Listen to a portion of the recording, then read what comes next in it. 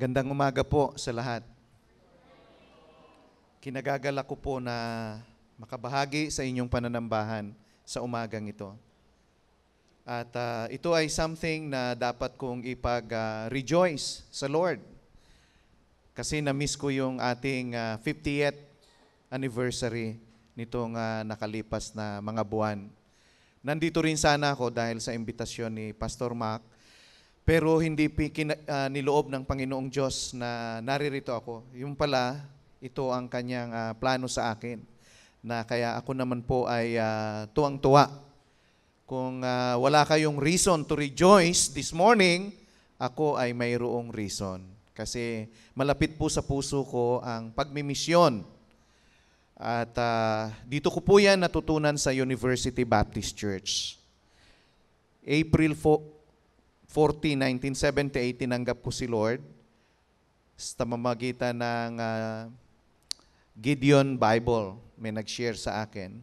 And then December ng taon ding iyon, ako po ay nagre-dedicate ng aking buhay sa Panginoon sa pamamagitan ng pag-encourage ni Kuya Henry Cabalang, ng dating Kuya Henry Cabalang. At siya ang nag-invite sa akin dito sa church. And mga February, one of the Sundays ng February, ako po ay binaptize. Tandang-tanda ko pa noon. Wala man lang music, no? Dapat dapat may soft music. Anyway, nagpapasalamat po ako sa Panginoong Diyos na ako ay makabahagi rito.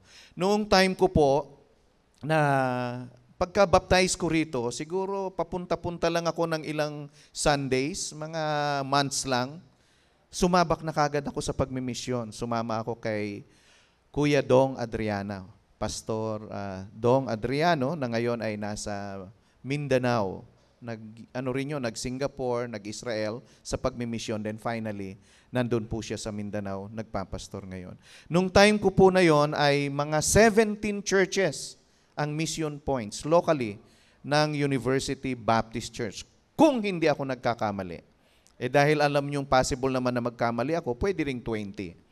Hindi ba? So, may mga kilala pa ako na sinulat rito si Ray Pernia, Roland Ivamit, Efren Iringan, etc. na mga nakasabay kong sa pagmimisyon.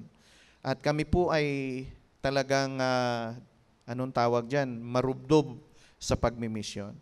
Kaya lang, nasa Bible naman siguro yon at saka yun ang kalakaran nung time na yon. Kami po ay pinag-independent ng UBC. Hindi dahil sa hindi kami mahal na ng UBC, but because we were strong enough, no, para bumukod at magpalago ng sarili, tumayo sa sariling paa. So, nasa Tanglaw Baptist Church po ako nung time na yon sa Navotas. Ang problema, na pwede rin namang hindi problema, nauso yung mega church. After 3 years siguro, nung pagpapa-independent. Ini-encourage kami ngayong bumalik para maging mega church ang UBC. Ayaw na naming bumalik. Kasi ganun yata, no? Pagka natuto ka ng mag-independent, kahit naman sa tao, no, sa family, nag-i-enjoy ka na ng medyo freedom at saka sariling parang pagkilos ng banal na espiritu sa inyong mga buhay.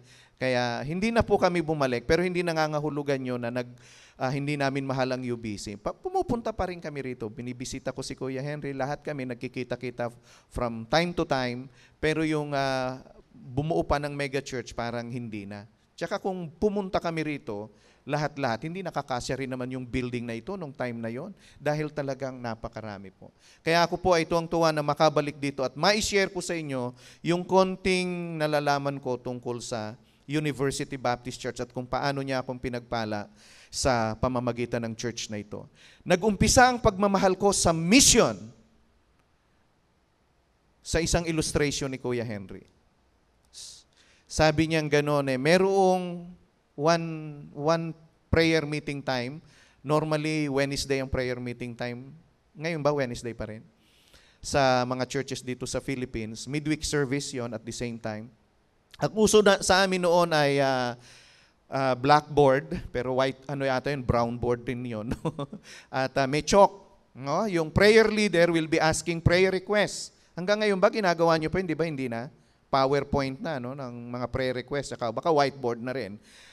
Susulat, o si kapatid na ganito, prayer request, paggaling ng kanyang anak. Si kapatid na ganito, prayer request ay mula yun sa congregation. No? Ang prayer request ay trabaho. Si kapatid na ganito, yung anak medyo nagtatampo, magkasundo sila, etc., etc. Okay?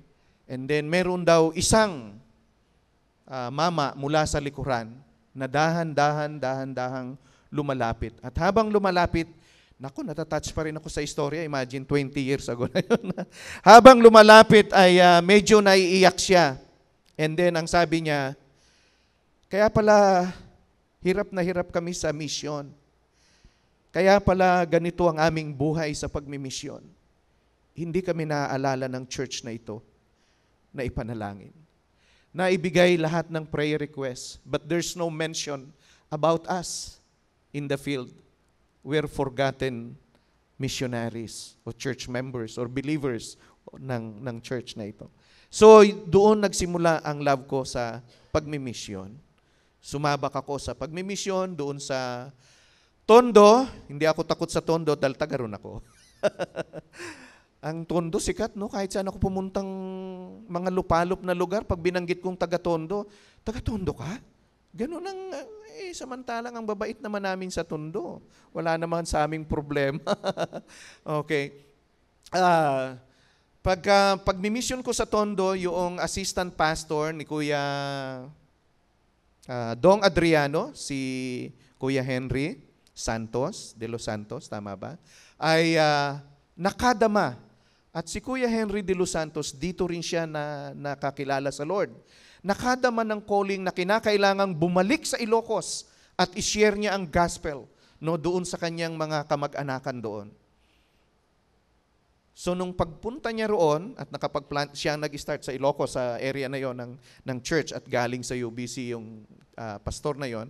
Ako naman po ay tinawag nung Luz Viminda Baptist Church, Luzon, Visayas, Mindanao. Imagine, unang sabako pa lang, yun na ang aking sakop, Luzon, Visayas, Mindanao, Luz Viminda Baptist Church, na maging assistant ni Pastor Dong. And the rest is history. Nagpatuloy na po ako sa paglilingkod sa Kanya. So this is the day that the Lord has made, and I will rejoice and be glad in it. Kasi nakita ko po kayo. Nakita ko ang church. Diyan ako binaptize. O baka nandito yun no last time. Diyan pa rin, no? Sabi ko nga sa ano ko, bunso, doon ako binaptize. Sabi niya, swimming pool? Oh, swimming pool yan eh. Okay. May kitchen yan, di ba, sa likod? Wala na. Tama ba? O, sa taas? O, baka mali na rin yung ayos, no? Anyway, ang focus ng ating pag-aaral, bagaman pwede ninyong basahin yung Acts 1 to 11, pero ang focus natin ay yung binasa rito sa harapan na you will receive power when the Holy Spirit comes on you, and you will be my witnesses in Jerusalem and in all Judea and in Samaria and to the ends of the earth. Tayo po'y manalangin. Panginoong Diyos na makapangyarihan sa lahat, marami pong salamat. Ako po ay makasambang kasama ng aking mga kapatid dito sa University Baptist Church upang ipagdiwang, Panginoong Diyos, na may pagpapaalala ang iyong dakilang atas sa amin, ang Great Commission, ang pagbabahagi ng iyong salita, ang pagmimisyon. Salamat po sa paanyaya ni Pastor Mac. Salamat po sa approval ng kongregasyon at pag-welcome sa akin sa umagang ito, Panginoong Diyos. Dalangin ko po ang iyong pangunguna sa aming pakikinig sa iyong salita. Sa pangalan ng Panginoong Jesus, Amen and Amen. Ang nakikita ko sa binasa natin ay tatlong elemento, 3 elements or 3 essentials ng pagmimisyon. Yan ang at least nakita ko dyan. Siguro kung kayo ay mas gifted at discerning kaysa sa akin, I am sure meron sa inyo, baka meron pa kayong makita na mga magagandang bagay dyan. First is the Holy Spirit. Yun ang first essential na nakita ko. And second ay yung mga witnesses. And third ay yung location for mission or geographical areas for mission. Okay, dito sa ating binasang talata ay Judea, Samaria, and ends of the earth.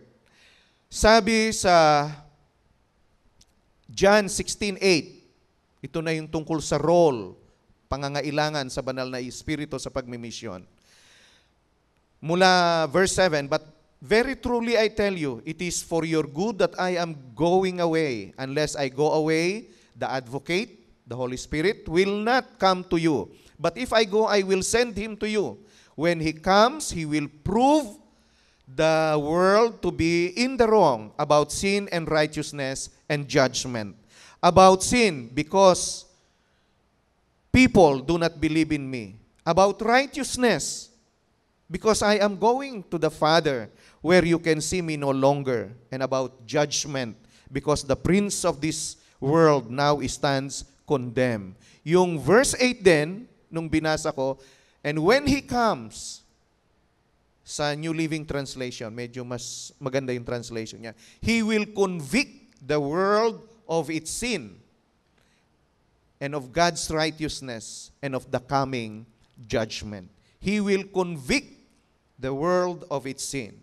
I believe ang primary job ng missionary is to point the Lord Jesus Christ, or to point men to the Lord Jesus Christ. Ask them to return to Him. Tell them their need of a Savior. Tell them the truth. And the truth, of course, is si Lord Jesus Christ. And it's the same as convicting people. Yung gawain ng missionary ay the same as convicting people of their sins. Siguro hindi lang diretso. Iba-iba naman ang paraan ng pag-share ng gospel. Ang Campus Crusade, nag-uumpisa sa di ba, yung tungkol sa love. God loves you and He has a wonderful plan for you. So medyo positive, napakaganda, sabing ganun. Pero hindi limited doon ang pag-share ng gospel. Kasi yung iba naman, pag nag-share ng gospel, for example, ako nakaranas habang nakasakay ako sa taxi, marami akong taxi driver na nasi-share ng gospel kasi napakagandang opportunity mag-share ng gospel. Lalo na kung mula ka sa airport hanggang sa bahay, anytime between 30 minutes, halimbawa, hanggang 3 hours, pwedeng nagta-travel ka sa taxi, depende sa traffic. So, masisharean mo yung taxi driver. So, sabi ko sa taxi driver, madalas yun, gano'n naman. Nakakapagsimba ka pa pag linggo? Kasi ang mga driver, karaniwan, everyday, kumakayod yan, ganyan. O. Tapos, to make the story short, darating ako sa point na tatanungin ko, ano ang pananaw mo tungkol sa kasalanan? No? Ano ang kasalanan para sa iyo? Then sasabihin nung iba-iba ang sagot. At yung huli kong nakausap, sabi niya gano'n, ako ayokong magkasala O kaya ako, umiiwas ako sa malalaking kasalanan. No? O kaya parang yung isa nag-testimony, parang isang beses lang naman akong nagnakaw. Di ba? May pag ganun tayong kalagayan tungkol sa kasalanan. Oo. Then, sabi ko sa kanya, alam mo, sa Bible, hindi ko pinagkakailan na pastor ako. Ako ay isang pastor. Sa Bible, ang nakalagay, ang kabayaran ng kasalanan ay kamatayan. Ayan. Tapos magkakapag-share na ako ng gospel. Parang mas komportable na ako ngayon na ganun ang ginagamit ko kaysa sa Jesus loves you. And of course, natuto ako tungkol sa Jesus loves you. At marami ring nasharean tungkol sa pagmamahal ng Diyos. Siguro nagsisip lang. Pag tumatanda ka, nag-iiba na rin yung parang gamay mo. No? Baka parang nasawa na sa ganung bagay. Iba naman ang aking, pamamaraan.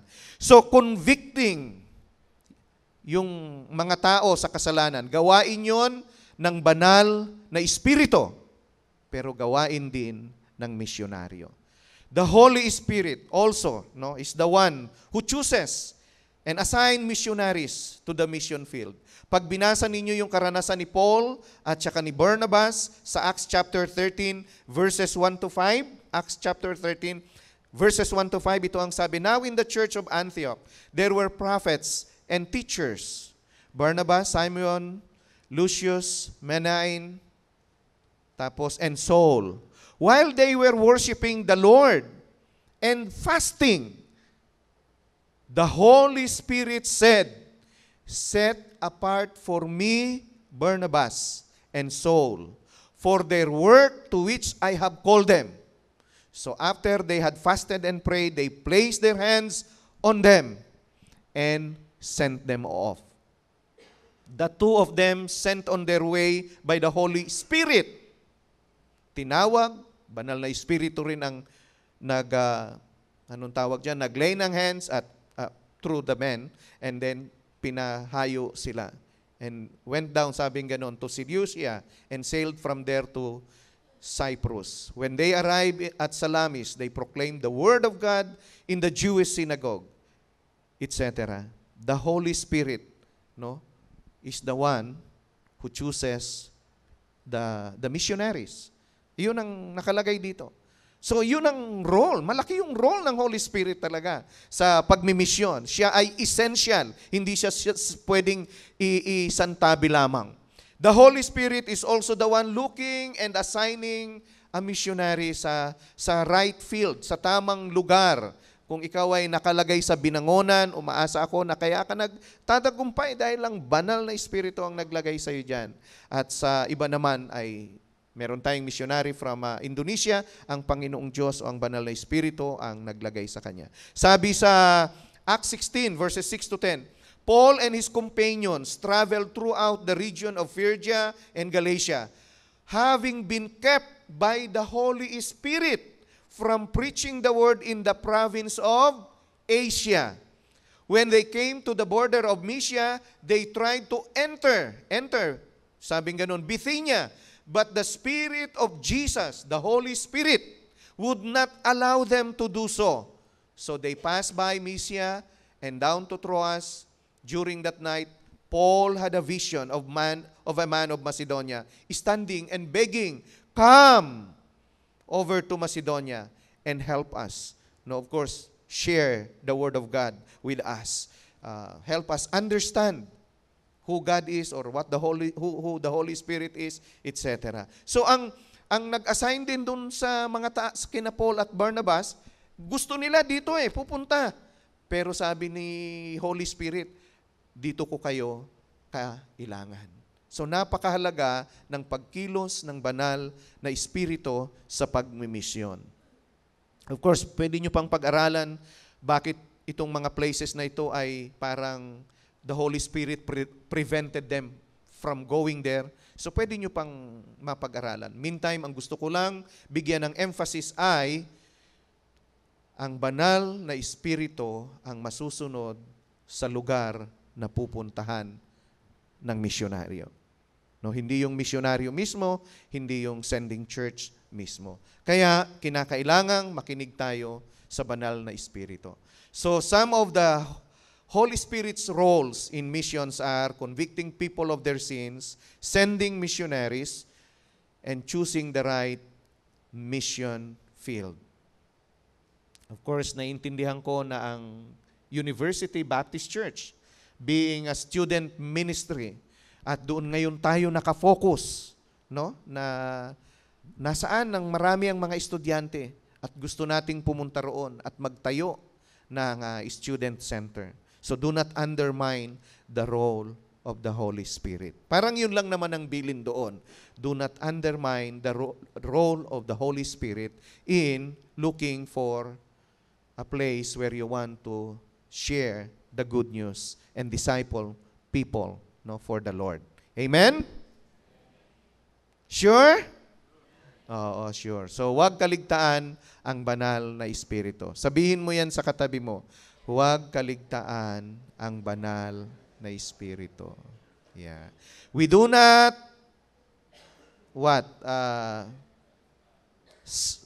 tawag doon, set aside the name of the Lord Jesus Christ because He's the one we are proclaiming. But si Lord Jesus Christ mismo ang nagsabi doon sa binasa natin na kung hindi ako aalis, hindi darating ang banal na Espiritu.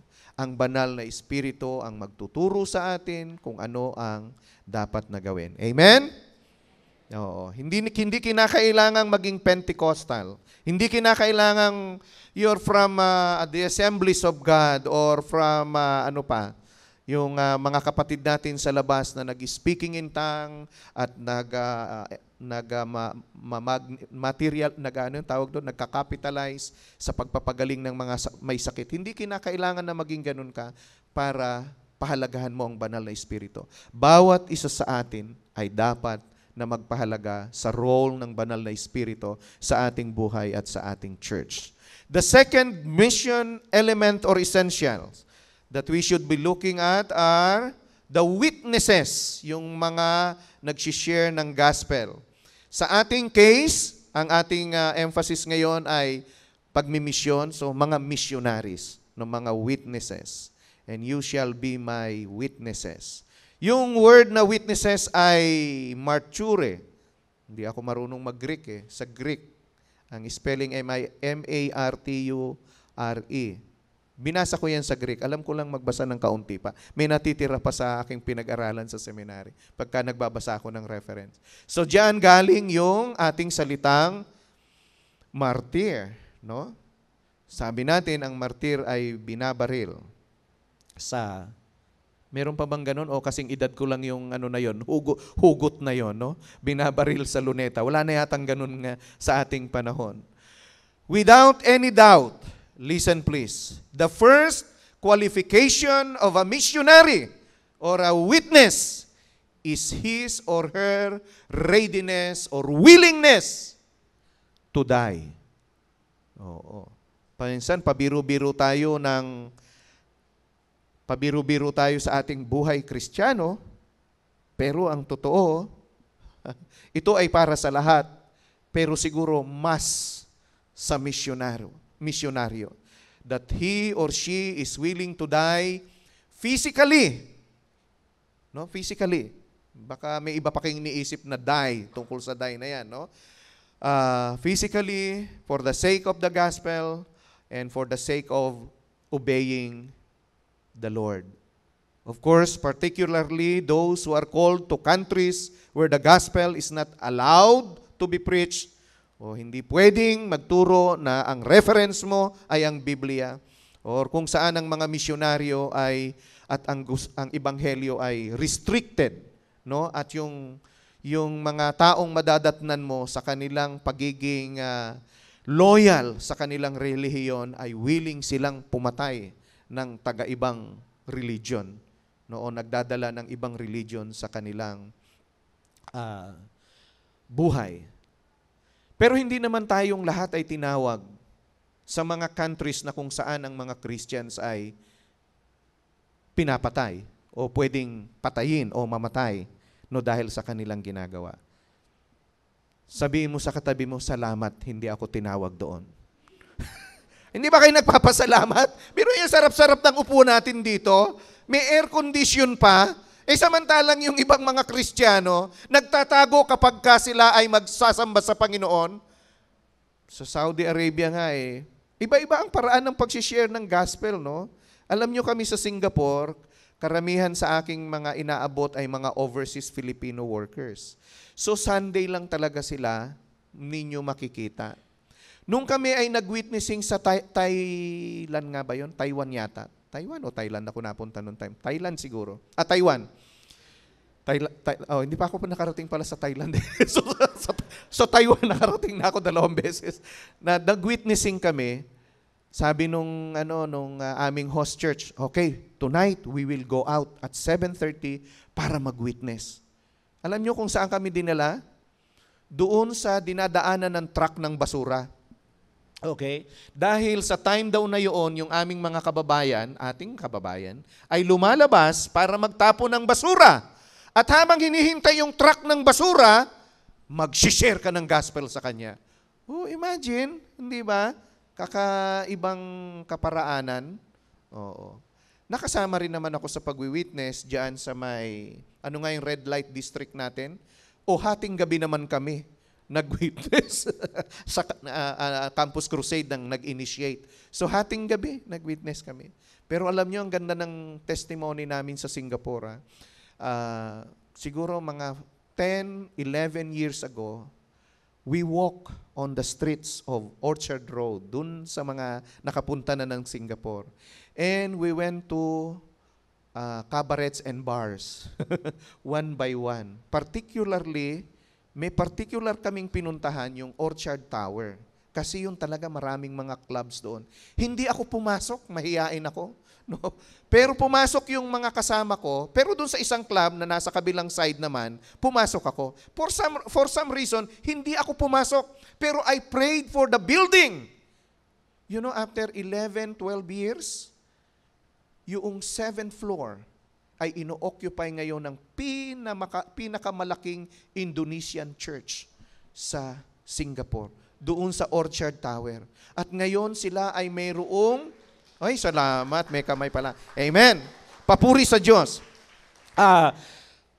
Sila ay mayroong tinatawag doon na prayer tower. At ang mga Pilipino ay binigyan ng time slot na every Wednesday from 3 to 6. Filipino Christians, no, can go there and pray. Walang 12 hours na prayer yon. Walang ibang ginagawa doon sa isang room na yon, nakadedicate lang sa prayer. Puro prayer. Merong nagtaga-gitara, no, tapos kanta lang siya ng kanta, tapos papalitan siya. Then yung tao, come and go.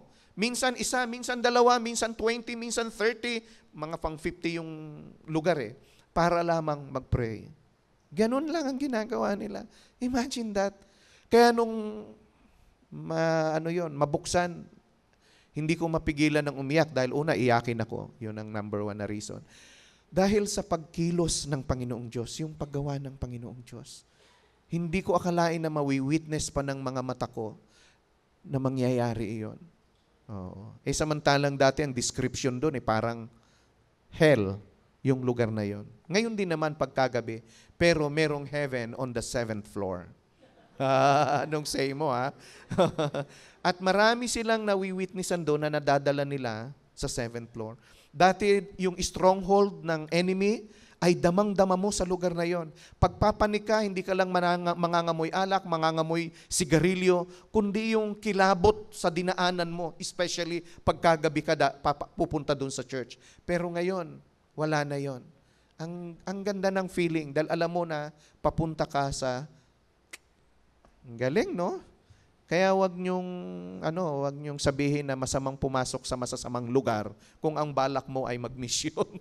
Pero kailangan siguro matatag ka.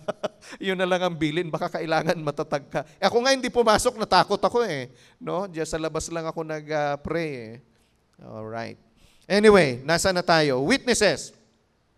So hindi tayong lahat ay tinawag para doon sa mga countries na kung saan ay papatayin ang mga Kristiyano o pinapatay ang mga Kristiyano. Minsan may mga lugar na parang you're just persecuted but your life is preserved, no? May batas sila na nag-iingat na hindi ka naman nila papatayin. Sa ibang lugar, pag pinatay, tinapon, wala na, hindi na imbestigahan yun dahil ikaw ay Christian. The fields are just harsh, maybe, and difficult for missionaries to live. In this case, a missionary must be ready to suffer. Hindi siguro to die, but ready to suffer. Oo, yan ang dapat na itanong natin sa ating sarili. Am I ready to suffer? So, one step down. Hindi mo kayang mamatay, pero kaya mong maghirap. Ewan ko kung may kaibahan yon. Baka papunta rin yun doon. Siguro ilan sa atin iniisip na pinipersecute pa ba yung mga Christian? Totoo ba yun, yung mga missionary? Meron pa ba? Totoo ba yung nasa mga media, nasa internet? Kasi pag binalansi mo yung pagbabasa ng internet, minsan, pag finorward, may mga kaibigan akong Muslim. Pag finorward ko sa Muslim, bigla silang babalik sa akin, ano lang yan? Ano nga yung pinakakalat na mali lang naman? Fake news or may term pa? Ano pa yung isang term? Bad news, okay. Anyway, may isa akong picture na gustong ipakita sa mag-asawa sila. Ewan ko kung paano ba binibigyan ng instruction. Picture. Wala, ayaw. Ayun. Hindi yan Trinity. Kasi meron namang ibang mga, may ibang mga tao pa naman no? Hindi yan ang gusto kong i-portray dyan, yung Trinity. Kundi ang sinasabi ko, itong mag-asawa na to ay Singaporean. Okay? Nabisita ako sa Timor Leste. East Timor, the youngest nation siguro until now, 11 years old. At persecuted yung lugar na yan politically ng Indonesia nung hindi pa sila nakakawala. So naging independent nation sila. Yung Singapore, nagkaisa. Yung Love Singapore na tinatawag, yun ang nagpipray para sa mga Singaporeans na mawin kay Lord. Nagbuo sila ng Transformation Alliance na tinatawag. And then inadapt nila yung buong country para maging mission field ng mga Singapore churches. In addition to other mission places. No? Pinadala yan ng isang church. Abay dinumog doon sa Timor-Leste. Kung mag-iimbestiga, baka may mga maling pasok siguro sila. Ewan ko, pero siguro sa time na yun, tama naman, o kalooban ng Lord, nagpatayo sila ng bahay, hindi yun mapapasa kanila, pero para gawing pananambahan, no, yung place. Siguro yung may-ari nag-change ng mind, gusto na angkinin yung bahay, pero yung buong community ang na-instigate na kumilos para sa kanila. They were harassed, no, during their time doon sa lugar na yon until na talagang dinumog sila at kung hindi sila naka-escape, baka napatay sila doon sa Timor-Leste. No, persecuted. No. Ayaw nung lugar na iyon ng anumang paglawak ng Kristyanismo. Animism ang kanilang normal na way of spiritual worship doon sa lugar na yon. And then mostly old folks na Catholic. May mga missionary kasi doon na mga priest. So, pero alam mo, susuko ba sila? Hindi. Lumihis lang sila ng ibang lugar at nagpatuloy sa gawain sa Panginoon. Willing to suffer, willing to die. Alam nyo na ang Singapore ay medyo maunlad na country. So, iniwan nila yung buhay na yun sa Singapore. And pumunta sila sa bulubundukin kasi yung anong tawag diyan, yung East Timor, no? Agricultural land, mga pananim ang nando doon. So walang malls sa kinaroroonan nila. Walang signal nung una silang pumunta, walang signal ng phone. Oo, modern period na tayo, but not to them kasi bago pa lang silang country, no? Willing to suffer, willing to die. Itong mga kapatid na ito sa Panginoon. And yet, suffering with persecution is also not all the time and not for everyone. However, suffering because of cultural adjustment siguro, pwedeng palaging mangyayari kapag kami misyonaryong pupunta. Hindi yung cultural lang na pang-nasyon, kundi yung cultural na ng pamilya, no? Iba sa pagpapalaki niya sa dadatnan niya doon. So pwede nating masabi na yung suffering ay may parang dalawang levels pa rin, no? Yung suffering na talagang persecution at yung suffering na because of cultural adjustment, and lahat ng mga Pilipino siguro. Ba't ko nga ba ito natandaan? Isang natandaan ko rito, alam nyo, mayroong missionary doon yung Every Nation, tama ba yon? Yun yung pinagpapastoran ni Pastor Luther Mancao, na galing din dito, na dito rin niya nakuha yung passion niya sa pagmimisyon. Oo. Tapos, nagpakilala sa akin Pastor Pilipino, pero hindi ko na matandaan yung name. So, kaya, tinandaan ko yung picture na ito. So, yung support, no? Diyan din, maraming naghihirap na mga misyonaryo. Kaya ako nabanggit yung Every Nation kasi sabi nila, every month meron kaming mission offering sa lahat ng mga churches namin at nilalagay yun sa isang central fund para mag-send kami ng missionaries. At yung mga missionaries nila, of course, ngayon ay meron silang missionary sa Europe, no? Meron silang missionary sa Australia, sa Asia, etc. So, maring diyan papunta ang ating University Baptist Church. Amen? Yung magugulo rito, isend nyo kagad sa Timor-Leste. Para mas maganda. Okay. More than suffering though, the primary work of a missionary is to tell the truth. Binanggit na natin yan kanina. This is what a witness for when he stands in the court. He must honestly tell the truth and nothing but the truth. Yan yung naririnig natin. So help me God.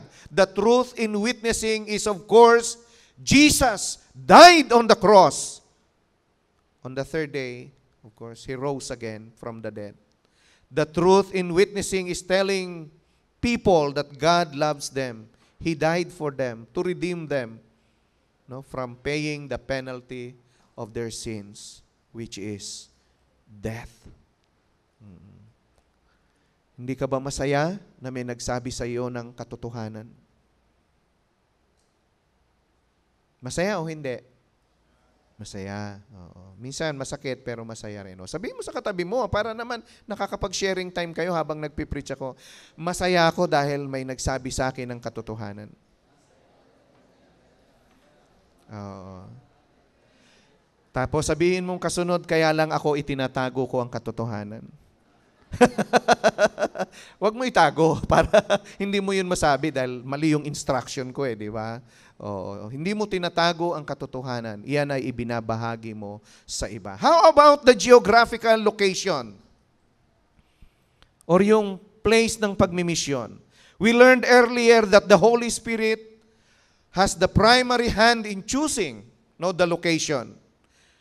Pero tayo ngayon ay parang mas better off sa pagpili ng location. Kasi dahil sa mga pag-aaral na ginagawa ng mga may puso at pagmamahal sa pagmimisyon.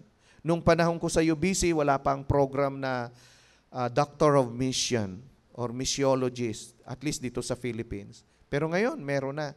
At sila ay nagko-concentrate sa pag-aaral tungkol sa pagmimisyon.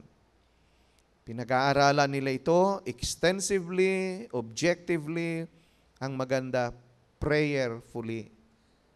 Na to that extent na yung pagde-decide ng isang church where to go ay very much assisted by the results of their studies.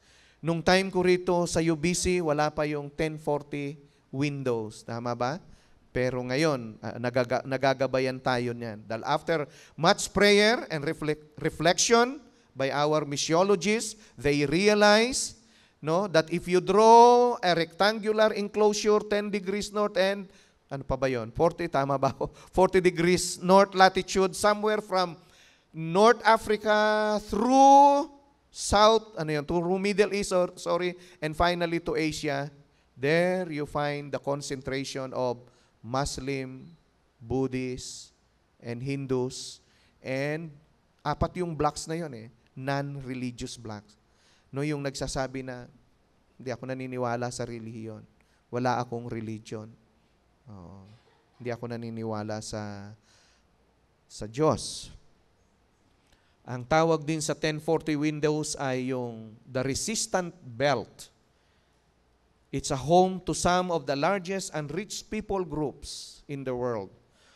Sabi nung isang nabasa ko, home to the majority of the world's unevangelized countries.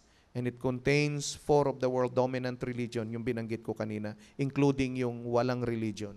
And it's a spiritual stronghold ng kaaway na kung saan ang poverty ay malalim at dahil dito ayaw nang maniwala ng iba na mayroong Diyos.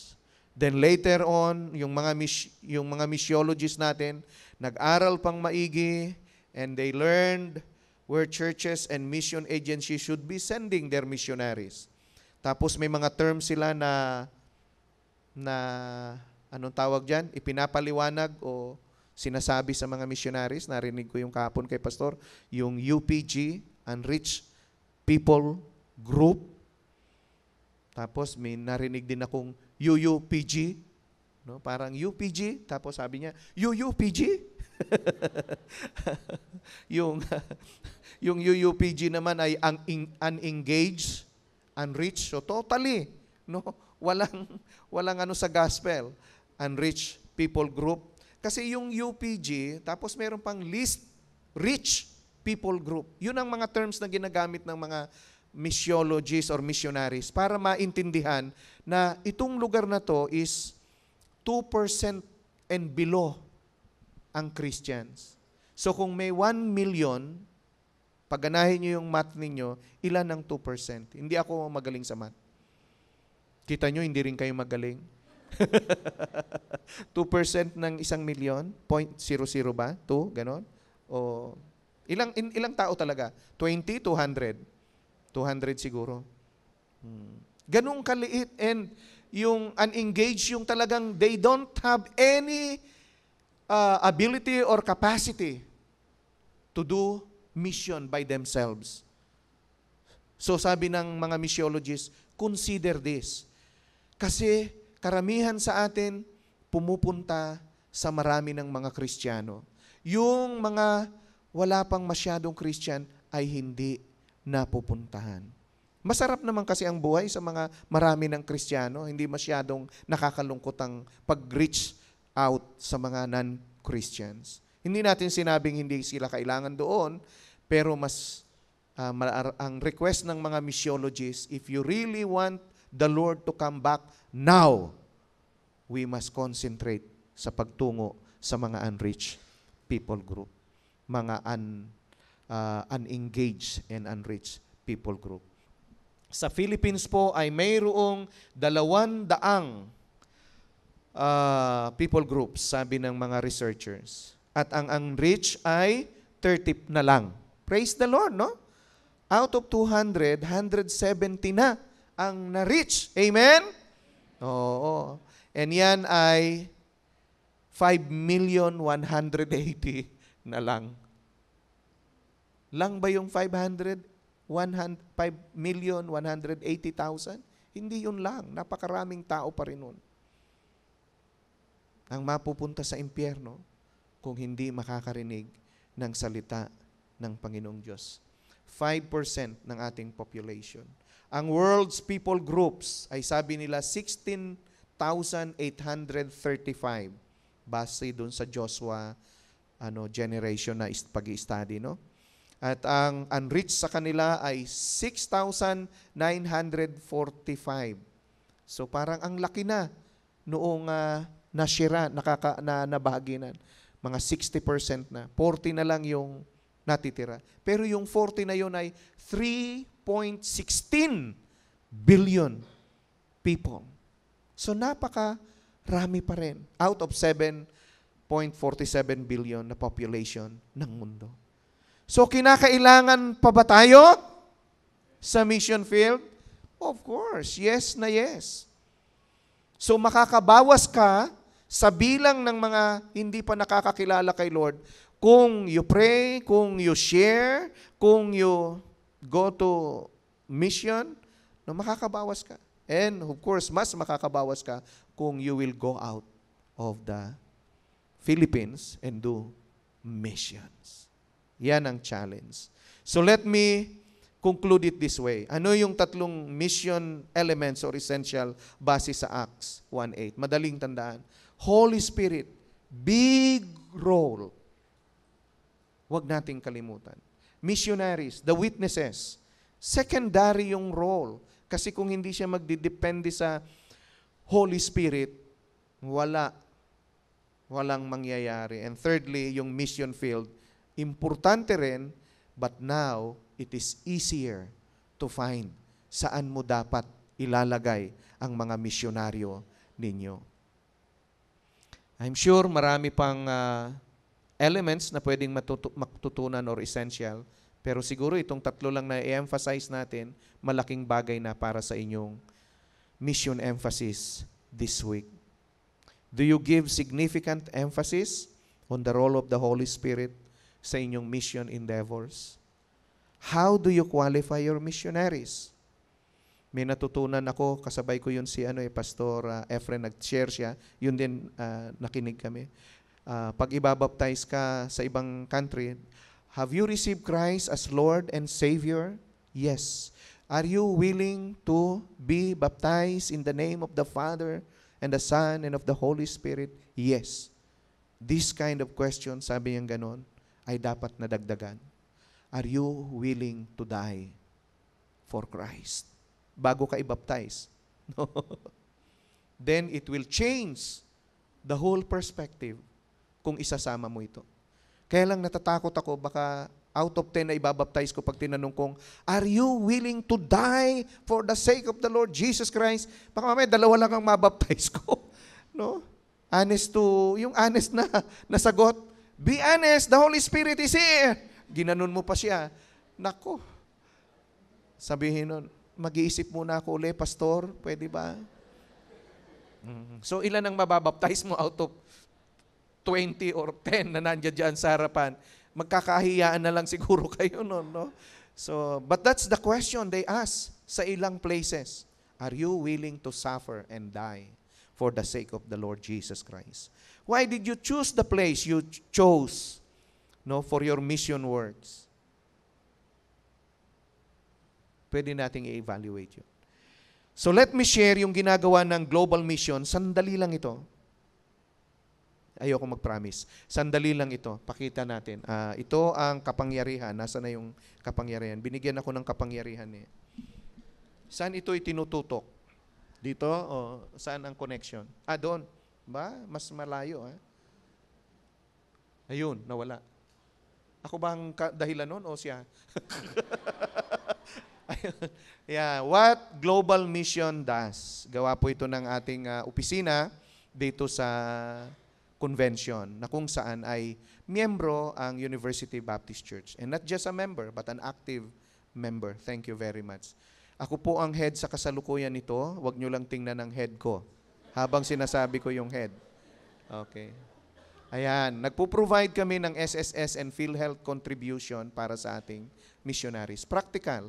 Nagre-raise kasi ng fund yung mga missionary, kanya-kanyang raise. Pero itong part na ito, gusto naming gampanan as a token of appreciation sa pagsunod, or love, or gratitude, whatever you call it. Nagpo-provide ng medical and visa subsidies. No? Wow, sarap, di ba? Kala nyo naman ang mag-mission, ganyan-ganyan lang. Mayroon din kaming mga practicalities. Dahil alam naming mahalaga yan. Yan, ayaw nating mangyari pag may namamatayan, pero nagpo-provide din tayo ng konting tulong. At minsan, nag-aagawan kami, nagkakadoble-doble, kasi yung convention natin medyo complicated eh. Merong one sending body, may Global Missions Department, merong LSBWMU, may mga ganon. Pag kilala ka, lahat ng yun magbibigay. Pag hindi ka kilala, baka walang magbigay. Kaya problema, no? Kaya ang encouragement ko sa meeting namin noong nakaraan, pwede bang magkasundo tayo sa bagay na ito? Ayan. Sa Field Connection, binibisita namin yung mga missionaries. Of course, nakikisabay kami sa Messenger, Viber, WhatsApp, etc., email. And then, nagkipag-partner kami sa LSBWMU, kung meron kayong women groups dito, silang care sa aming mga missionaries. Pagdating, i-welcome sila, tatanungin kung anong pangangailangan, kung pupunta sa doktor at kailangang samahan, sasamahan namin. We love our missionaries. And, saan ko natutunan yon? Hindi nyo alam? Sa UBC ko rin yung natutunan. Oo. Ever since. Binibisita kaya kami nila Ate Mel doon sa pangalan ng lugar na huli kong mission, dagat-dagatan eh. Doon nakakatakot talaga. Dagat-dagatang apoy ang sinasabi sa akin. Punta tayo sa dagat-dagatang apoy. Doon sa Navotas.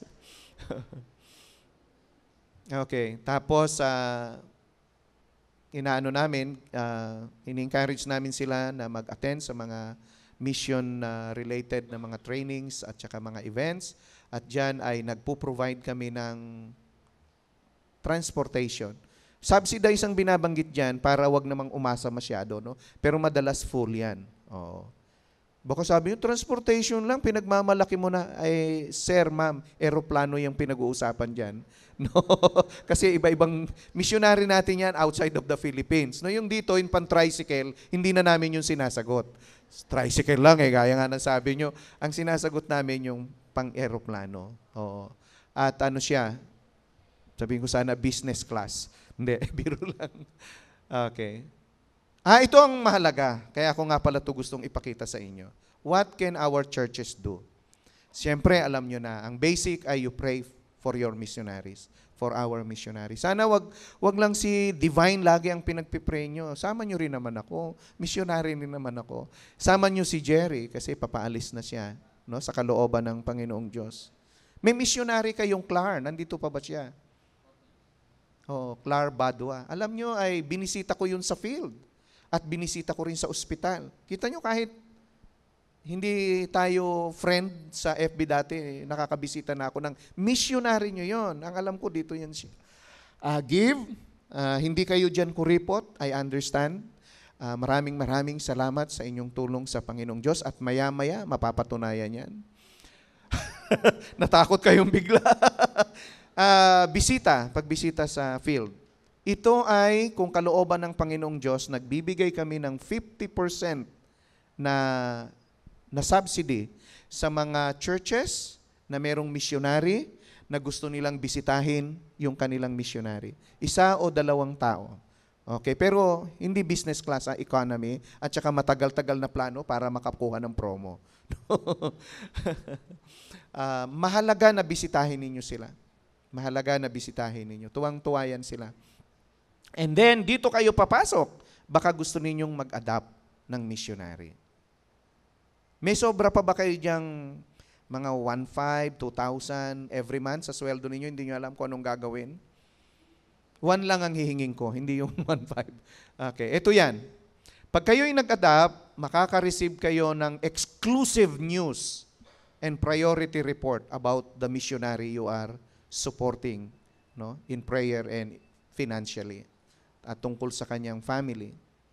Di ba napakaganda nun? Exclusive report. Exclusive, no?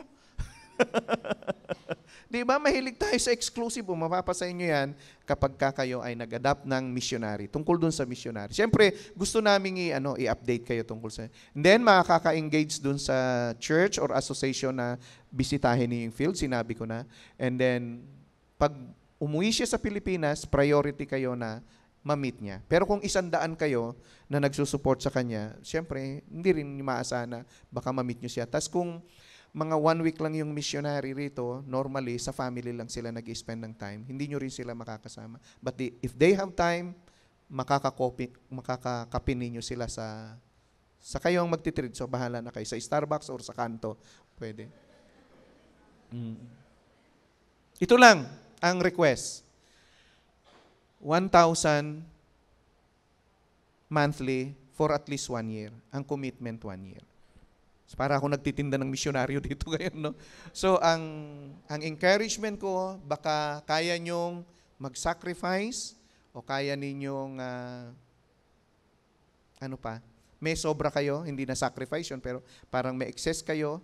Hindi ko inaagawan ng giving ang University Baptist Church. Huwag ninyong paapektuhan yung giving nyo. But, maybe you want to challenge yourself. No? Gusto nyo lang i-stretch yung inyong faith and support a missionary. Parang gustong-gusto nyo. Papag-pray ko kayo ngayon. Tayong manalangin. Lord, maraming pong salamat sa opportunity na ipinagkaloob po ninyo sa akin para makabahagi sa pananambahan at emphasis ng aking church, University Baptist Church, para sa pagmimisyon. Ang aking samot dalangin, Panginoong Diyos, anumang naiwang encouragement sa kanila at challenge, ay hindi po nila ito, Panginoong Diyos, pagbingi-bingihan, but they would reflect on it right now, right away. And I give you 1 or 2 minutes to reflect on what the Lord is saying to you through our message. Please do.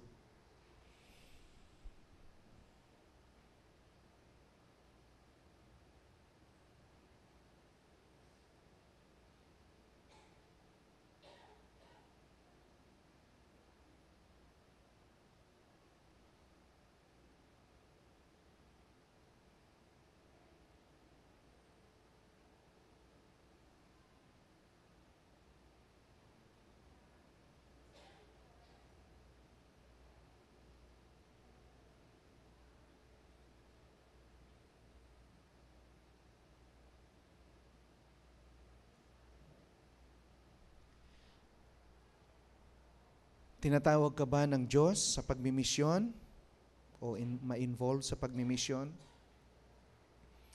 Sa pananalangin, pagbibigay, o mismong pagpunta sa pagmimisyon? You don't need to open your eyes. You just raise up your hand, and you are not doing this for me nor for anyone, but just a memory. Gagawin mo ito kasi gusto mo lang matandaan, at para naman sa akin, gusto kong maipag-pray ka right away. Hindi ko tatanungin ang iyong pangalan, hindi na kita lalapitan. I just want to pray for you. Gusto mo bang ma-involve sa pagmimisyon? Prayer, giving, and actual na going. Kung meron kang desisyon sa mga ito, pwede mo bang itaas ang iyong kamay? You don't need to open your eyes. Meron ba? Maraming salamat. Thank you sa 3, 4, 5, 6. Meron pa ba? Thank you. Yes, may mga nagtataas ng kamay. Maraming salamat. Amen. Praise the Lord. May isa pa. Amen. Nakita ko yan, sister, kahit nandyan ka sa room. Meron pa? God, hindi ko po kilala sino yung mga nagtaas ng kamay. It's between you and them, Lord. But I want to seal it that on this day, mayroon pong nag-respond sa iyong paanyaya na maging kabahagi sa pagmimisyon. Marami pong salamat sa kanilang buhay. And this must be deeper than the regular, normal na pakikibahagi. Dahil I know na ang UBC, ang church kong ito, ay mission-minded. And I know na lahat ng mga members ay nakikibahagi sa pagmimisyon. But those who have raised their hands, Lord, I pray na tingnan po ninyo sila, Panginoong Diyos. Alagaan po ninyo sila. At dalangin ko na in due time, there will come a point, Lord, na sasabihin nilang, Lord, naalala ko, ako'y nag-commit sa pagmimisyon ng ganung panahon. Ito po ang aming samot dalangin sa matamis na pangalan ng Panginoong Jesus. Amen and amen. One more challenge. Isa na lang. Isang-isa na lang. Thank you, Pastor. Kilala kayo sa pagiging madrama. Nagdadrama tayo rito sa UBC. Anay, ano pa yung iba? Karpintero. May isa pa, alam ko eh. Hatulan mo ako, meron ba nun? Anyway, ano ba yung nakarating sa Singapore? Anay? Kaya pala nabuwag yung church? Biro lang. Oo. Pwede ko ba kayong i-challenge, yung ilan lang, yung gifted, pwede ba kayong gumawa ng drama tungkol sa misyonaryo? Pwede nyo na ang title, ang misyonaryo. And then we will just, anong tawag doon, show this to churches, no? At para ma-encourage naman sila. Kung magmumula yun dito sa UBC, I tell you, your legacy for loving mission will be forever na. Dahil I know, yung ating mga rito, drama ay tinangkilik ng maraming mga churches. Thank you very much po.